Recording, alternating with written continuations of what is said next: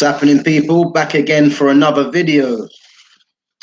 So, um, as you can see in the title, Manchester United versus West Ham in the FA Cup. The score finished 1-0 to Man United, which got them through to the quarterfinals of the FA Cup. To be honest with you, bit of a boring game.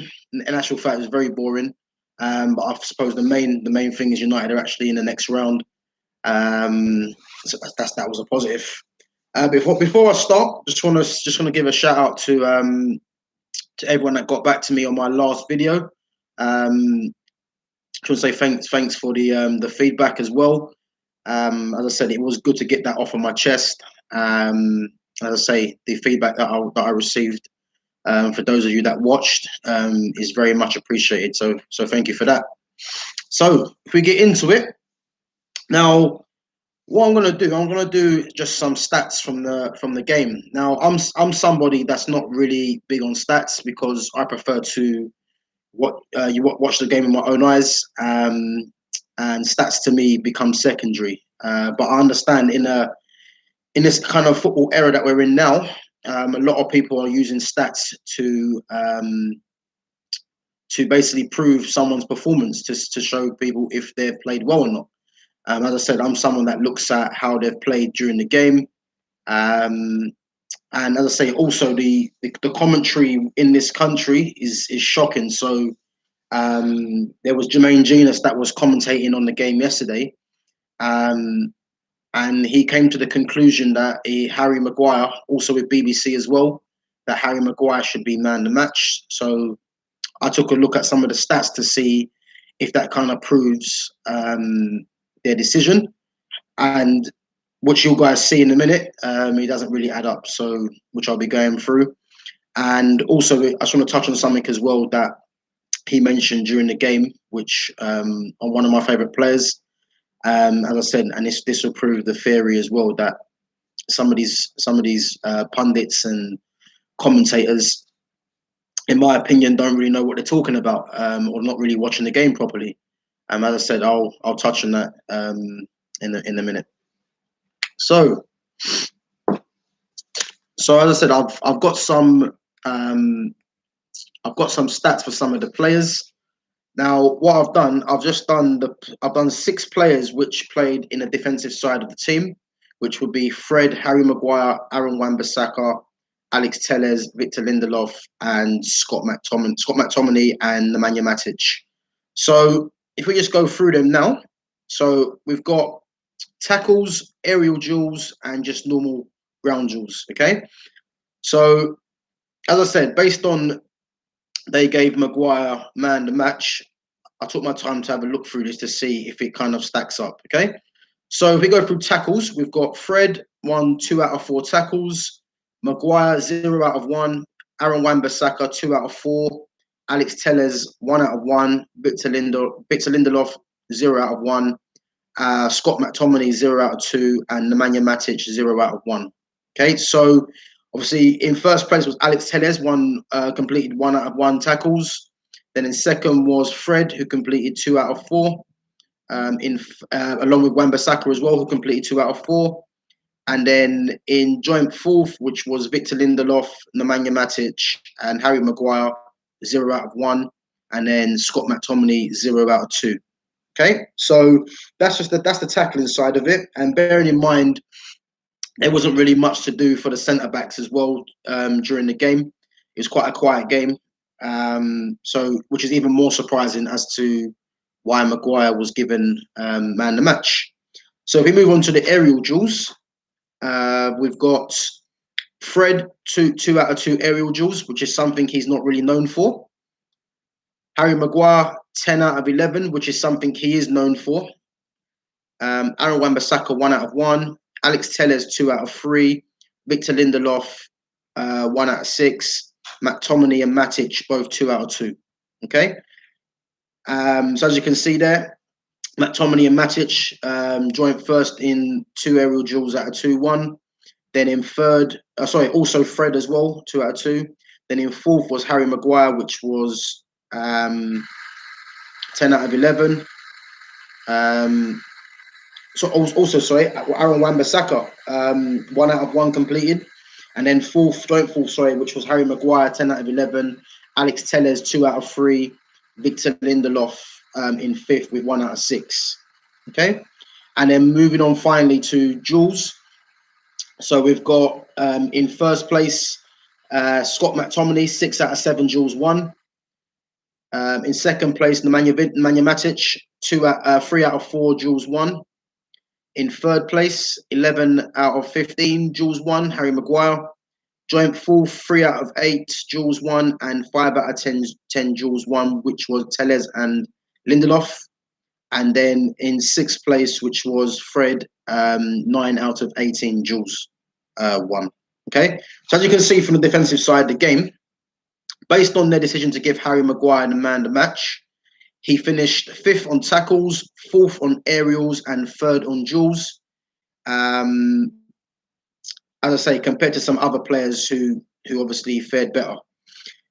So I'll move on to possession lost, obviously meaning how many times that player lost possession of the ball. And then we've got ball recoveries, which is obviously a positive, how many times that person is winning the ball back. So having looked at it, we've got possession loss, which was Victor Lindelof, lost possession 6 times. Second place was McTominay, who lost possession 8 times. In third was Aaron Wan-Bissaka, who lost possession 11 times. In fourth was Nemanja Matic, who lost the ball 12 times. In fifth was Harry Maguire, who lost the ball 13 times. In sixth was Fred, who lost the ball 15 times. And then in seventh was Alex Telles, who lost the ball 19 times.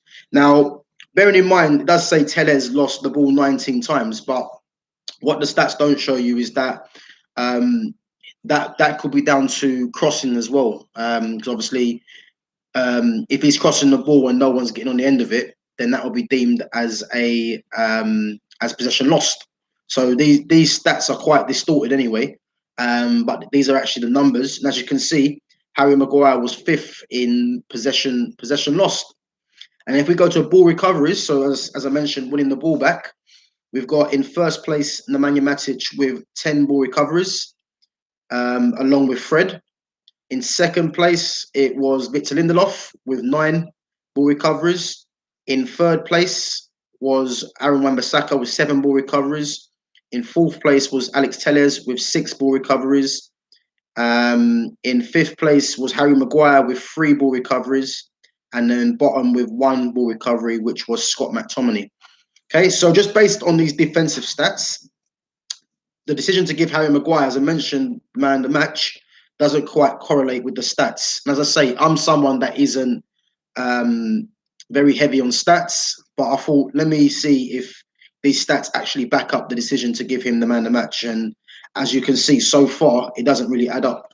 Okay, so we then move into passing. Now, passing can be a bit distorted as well because if you're passing the ball literally a couple of yards, that does count obviously as a pass, which obviously helps up your pass completion. Okay, but nonetheless, these are the numbers anyway. So we've got in first place Victor Lindelof with 87 passes at a 94% pass completion. In second place was Fred with 139 passes at a 90% pass completion. In third place was Aaron Wan-Bissaka with 62 passes at a 92% pass completion. In fourth place was Nemanja Matic with 72 passes at an 89% pass completion. In fifth place was Harry Maguire with 95 passes at an 88% pass completion. In sixth place was Scott McTominay with 34 passes at an 82% pass completion. And then seventh was Alex Telles with 69 passes at an 81% pass completion.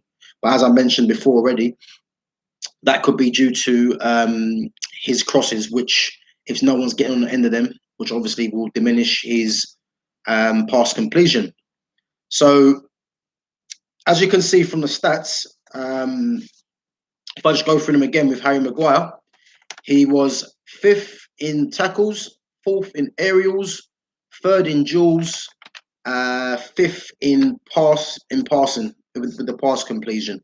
Okay, so when we see that Maguire was named man of the match, to me, he didn't even have better stats than his central defensive partnership, because if I just compare him with Victor Lindelof was fourth in tackles, fifth in aerials, and fourth in duels. And then possession lost. He lost possession the least amount of times. He was first there, and the ball recoveries he was second. And then if we go on to his pass completion, he was first there as well. So he had he had two first and one second. And if you compare him to Maguire, who actually got the man of the match, there's not at one time was he in the top two for those stats completed in the whole game. So, I mean, to me, as I said, it just seems like it's a bit of media bias, and I have to really question whether some of these commentators and these journalists actually in the media actually watch the games.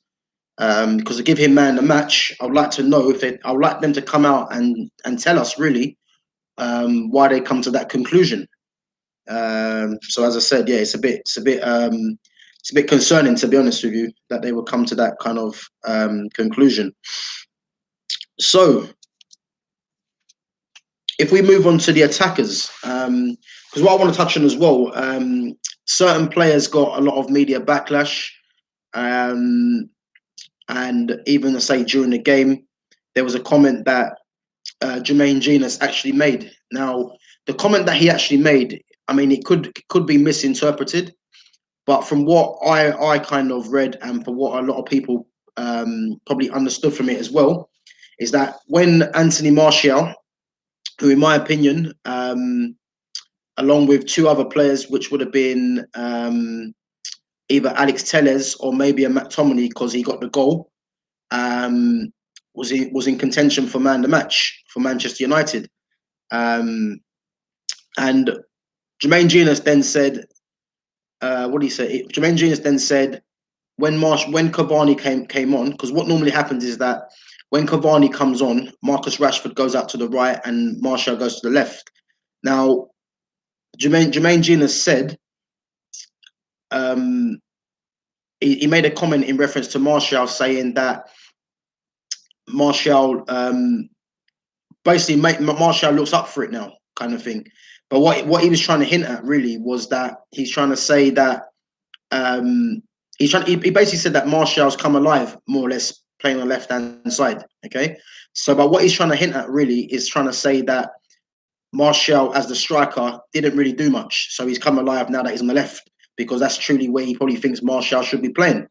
Now, just going by what I watched and the stats as well, which back that up, it just shows that Jermaine Genius is obviously lying, and he's obviously not watching the game properly.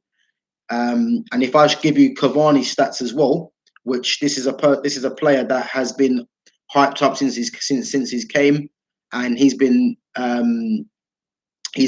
basically been promoted to be the main striker. The stats in the game will actually show you why, as I say, there's a media bias towards certain players. Now, if I just talk about the attacking side of the team, so I've done Martial, Rashford, Greenwood, Bruno Fernandes, Donny van de Beek, and Edinson Cavani. So passes. So we have 53 passes for Martial, 51 passes for Rashford, 33 passes for Mason Greenwood, Bruno Fernandes 39, Van de Beek 32, and Cavani 7. Yeah, so 7 passes in the whole game. Now, in first place was Mason Greenwood, as he completed 91% of his passes. In second was Rashford with 51 passes and an 88 pass completion. Just behind him was Martial with 53 passes with a pass completion of 87. In fourth was Donny van de Beek, who a lot of people did say had a bit of a bad game. From what I see, that Van de Beek keeps it simple, tried to make a lot of runs, but wasn't being found. But I thought he played well, and these passing stats actually kind of correlate that as well. So he had an 84 pass completion from 32 passes. In fifth was Bruno with 39 passes and 82% pass completion. And then in last place was Edinson Cavani with 7 passes and a 57% pass completion, which is shocking. Okay, so we then move on to shots during the game. Now, shots that have been taken and obviously hitting the target. Now, Martial was in first with 6 shots and 2 on target. And then Marcus Rashford had 2 shots and 1 on target. And the 1 on target was the one where he basically should have scored from that. Be fair, he should have finished that off. And then you look at Mason Greenwood had 1 shot, as well as Bruno Fernandes and Donny van der Beek, none of them on target, with Cavani not having no shots. Okay. I'm not putting the dribbling and the crossing stats because we can't actually prove if they were completed or not. So if they were completed dribbles or if they were completed crosses. Okay. So as you can see there as well, Anthony Martial created the 1 big chance in the game, and that's all there was, just the 1 big chance, which tells you the story itself. And then we go on to touches in the box. So Anthony Martial comes out first again with 13 touches in the box. Marcus Rashford was second with 7 touches in the box. Mason Greenwood was third with 6. Bruno Fernandes was fourth with 3. Donny van der Beek was joint fourth as well with Bruno with 3. And in last place was Edinson Cavani with 0. Okay, so I keep hearing Edinson Cavani is the number 9. He should be playing all the time, and yet and the experience that he has as well, when he comes onto the pitch, the stats don't really back that up. And as I said, I'm not someone that's big on stats, but when you see certain players getting abused all the time, I have to do my research to find out if it's justified. And by the results of the match stats, it's not justified. It's just an agenda that are against certain players. I actually took my time to actually go onto the Manchester Evening News as well, and the player ratings that was given to some players in comparison to others, I couldn't believe what I was seeing. I actually thought it was a joke, you know what I mean? But